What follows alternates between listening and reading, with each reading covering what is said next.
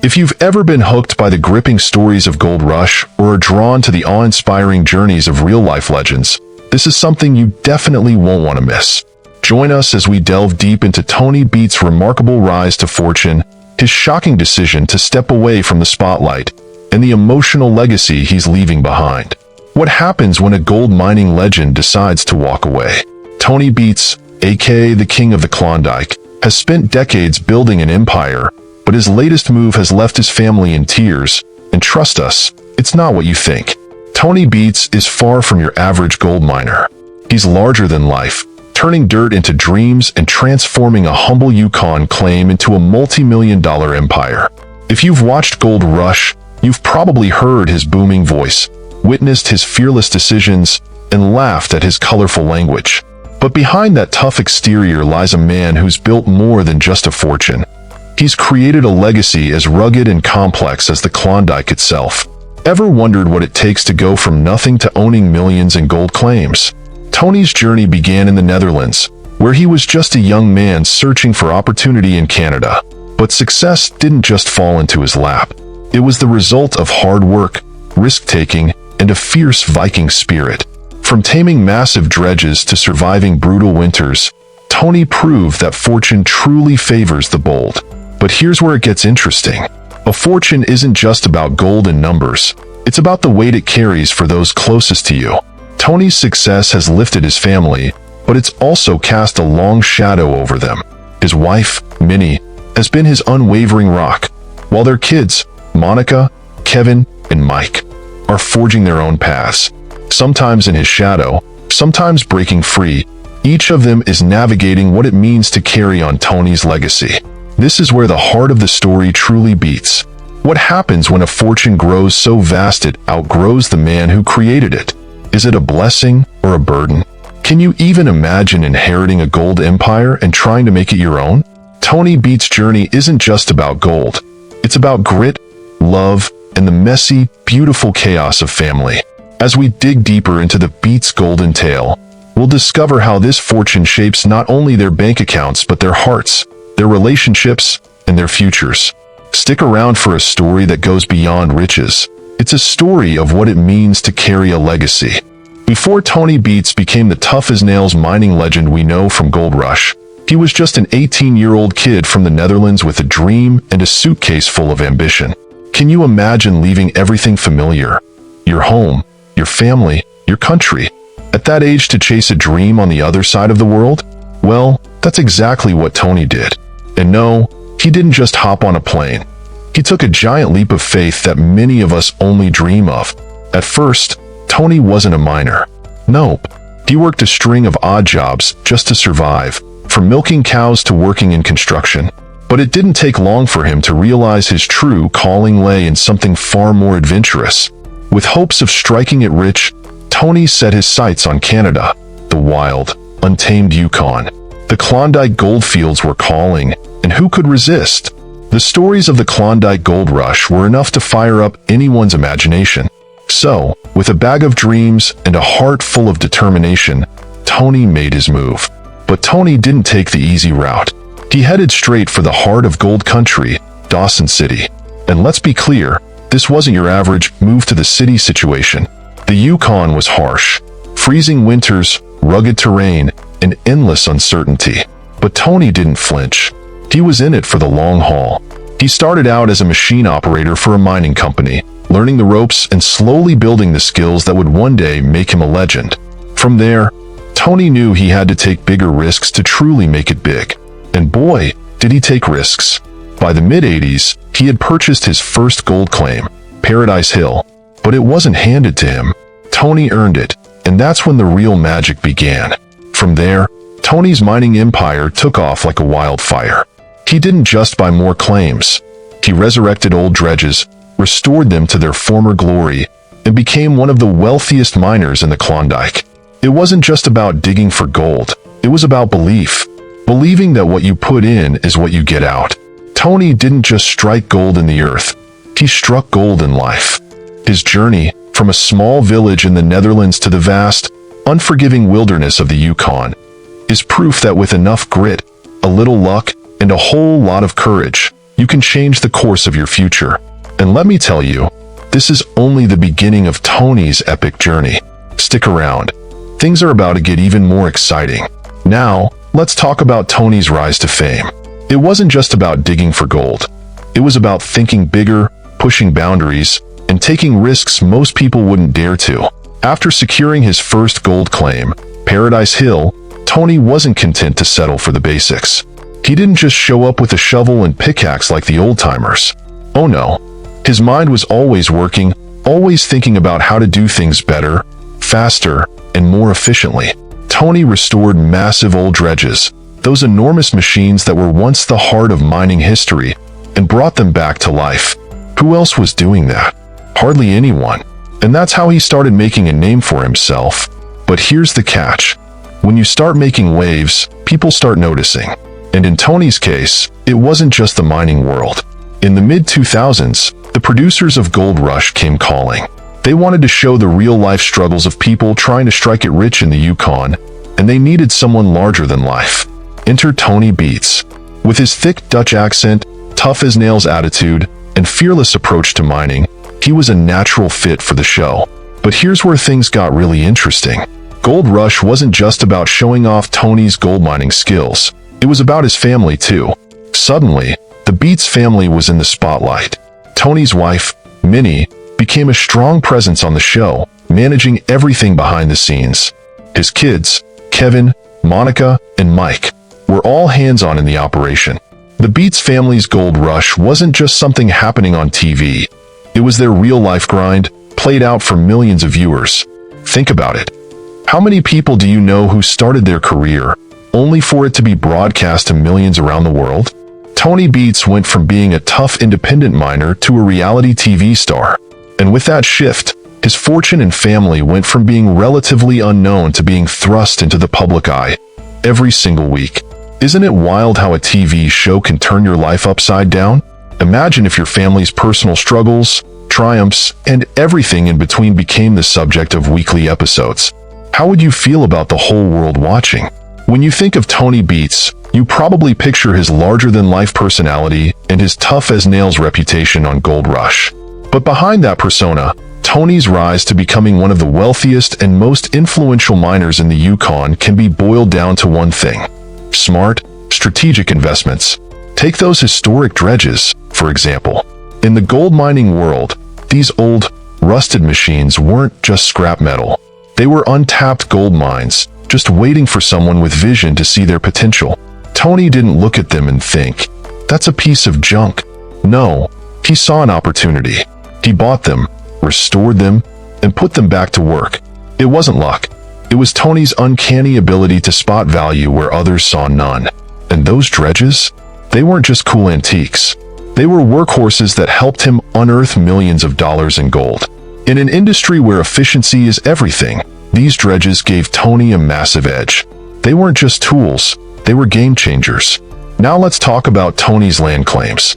When he started buying land in the Yukon, it wasn't just about getting some property. He was buying future success. The Yukon is filled with gold, but it's also packed with competition. Snagging valuable land wasn't a guarantee of riches, but Tony's ability to spot rich deposits and know when to act turned his land into gold mines of their own. Over the years, Tony's land holdings expanded, and so did his wealth. By the time he hit the gold rush scene, Tony Beets wasn't just a miner. He was a full-fledged gold mining mogul. His business empire wasn't just built on what he was pulling out of the ground. It was about the investments he made years earlier, laying the groundwork for long-term success. Imagine looking back at your career and knowing you made the right call over and over again. How many people can say that? Tony's investments in machinery, land, and innovation didn't just pay off. They turned him into one of the wealthiest miners in the Yukon. That success cemented his place in the history of gold mining. But here's the kicker. Tony's success didn't just fall into his lap. Taking risks is one thing, but sticking with it when the odds aren't in your favor? That's what separates the dreamers from the true legends. Tony Beets' journey was far from easy, but what truly set him apart was his ability to spot opportunities where others only saw obstacles. But here's the real question. What happens when a man, not just a local legend, but a TV legend, finds himself under the spotlight with millions of eyes watching his every move. It's a roller coaster, that's for sure. Tony didn't just strike gold in the Yukon. He struck gold with Gold Rush. And with that fame came a whole new set of challenges, not just for him, but for his family too. Let's talk about Minnie, Tony's wife. If you've watched Gold Rush, you know she's the steady hand behind the scenes that keeps the Beets family grounded. While she may not be out there in the muck operating the dredges, trust me, she's the backbone of it all. Minnie manages the home front, keeps the business side of things in check, and has had to deal with the chaos that comes with being married to a man who's constantly on the move, managing a high-risk gold mining business, and now, thanks to the show, has his entire life in the public eye. That's a lot to juggle, right? But Minnie takes it all in stride, quietly keeping the Beets empire running like a well-oiled machine. And then, of course, there are the kids, Kevin, Monica, and Mike.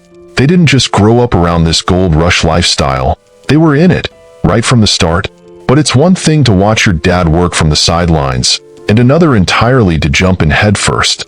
Kevin's had plenty of on-screen moments, working alongside Tony with the machines, and let's be real, dealing with Tony's fiery temper. Monica, though, she's a bit of a wild card. While she spent time working in the mining operation, there's an undeniable streak of independence in her that keeps things interesting. And Mike? Well, Mike's been a part of it all, but he's also carved out his own path at times, stepping outside of the family business for his own adventures. Now here's where things get really interesting. Fame and fortune come with a hefty price tag, and for the Beets family, it hasn't always been a smooth ride. The cameras might show a family working together to strike it rich, but behind the scenes, it's not all sunshine and rainbows. The pressure of living up to Tony's larger-than-life reputation, the weight of running a massive mining operation, and the constant balancing act of maintaining family relationships, it takes a toll. Can you imagine growing up with your father as a reality TV star? The constant spotlight, the public scrutiny, and the pressure to succeed at every turn. It's a lot for anyone to handle, let alone a family already carrying the legacy of one of the most famous miners in history. Navigating the fine line between carving your own path and living up to a family legacy isn't easy, and for Tony Beets' kids, that's a daily challenge. You can't blame them for wanting to do their own thing. After all, how do you find your identity when everyone already knows you as Tony Beets' son or daughter? The pressure is real. But let's not forget, fame also brought some incredible perks. For the Beets family, having a platform wasn't just about the spotlight. It was a chance to shine a light on the gold mining industry and bring attention to a world that most people don't understand. With success came opportunity, financial freedom, access to bigger and better projects, and a lifestyle most people can only dream of. But, as with all success, it comes at a cost. Tony's business required long hours away from home, and the cameras rarely show the emotional toll of running such a high-stakes operation. The Beets family had to juggle the demands of mining with the personal sacrifices that came with it.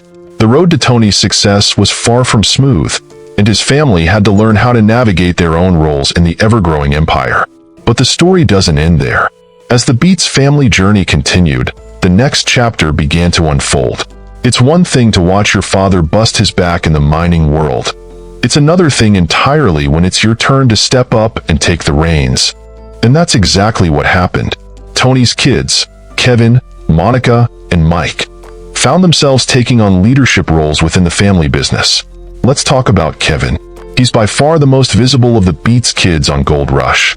You've seen him working alongside Tony, learning the ropes, and stepping into his father's boots. But over time, Kevin's role began to evolve. It was clear he wasn't just the backup anymore. He was becoming a leader in his own right. Of course, stepping into his father's shoes wasn't without its hurdles. The pressure to live up to Tony's legendary reputation was massive. And let's not forget the cameras.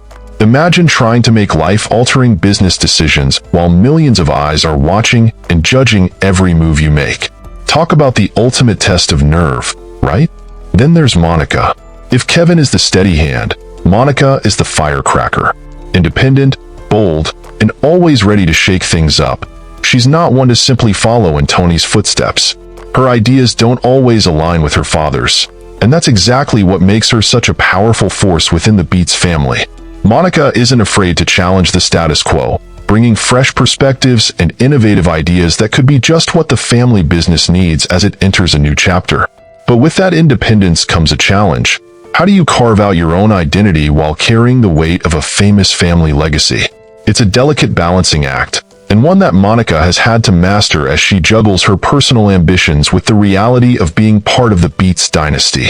Then there's Mike. While he may not grab as much attention as Kevin or Monica, make no mistake, Mike plays an essential role in the family's success. Behind the scenes, he's been learning the ins and outs of the business, quietly building his knowledge and expertise.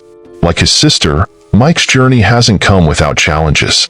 Working for your dad is one thing, but doing it in front of millions of viewers, under constant scrutiny, is an entirely different ballgame. As the operation continues to grow, Mike's role has only become more crucial. But let's be real here, being part of a reality TV family isn't all sunshine and gold bars. Fame may open doors and bring opportunities, but it also means that every move you make is on display for the world to see. Every decision is critiqued, every mistake is amplified, and there's nowhere to hide. Running a gold mining operation is already demanding enough. Long hours, tough conditions, constant decision-making. It takes resilience. But when you add a camera crew to the mix, suddenly, the Beets kids aren't just running a business. They're putting on a show for millions, all while trying to figure out who they are outside the shadow of their father. So, how would you handle the pressure if you were in their shoes? Would you embrace the fame, or would the weight of expectations become too much to bear? Balancing a family business with the demands of reality TV isn't just tough, it's exhausting. And for the Beets family, the responsibility of upholding Tony's legacy isn't just a privilege. It's a burden, one that they're learning to carry together, each in their own way. Imagine being handed the keys to a gold mining empire, knowing every ounce of success was built on years of hard work, sacrifice, and grit. That's an enormous weight to carry, especially with the whole world watching. Over the years, we've witnessed some truly defining moments within the Beets family, both on camera and behind the scenes. Kevin often finds himself grappling with the pressure to live up to his father Tony's high expectations, while Monica, the bold, independent force in the family, isn't afraid to challenge the way things have always been done. And then there's Mike, the quiet one, quietly carving his path, struggling to find his place. These struggles paint a powerful picture of a family navigating the challenges of a legacy that's both a gift and a burden. There have been turning points that forced the Beets family to reflect on their journey, like the time Tony faced a massive fine for running an unlicensed dredge, which left the whole family scrambling to recover, or the personal losses and bitter family disagreements that spilled into the open, showing us that even the hardest miners face emotional turmoil. In these difficult moments, the Beets family had to confront a tough question. What matters more, the business or the bond we share as a family? Then there's the delicate balance of blending family and business. We've seen firsthand that working together as a family isn't always a smooth ride.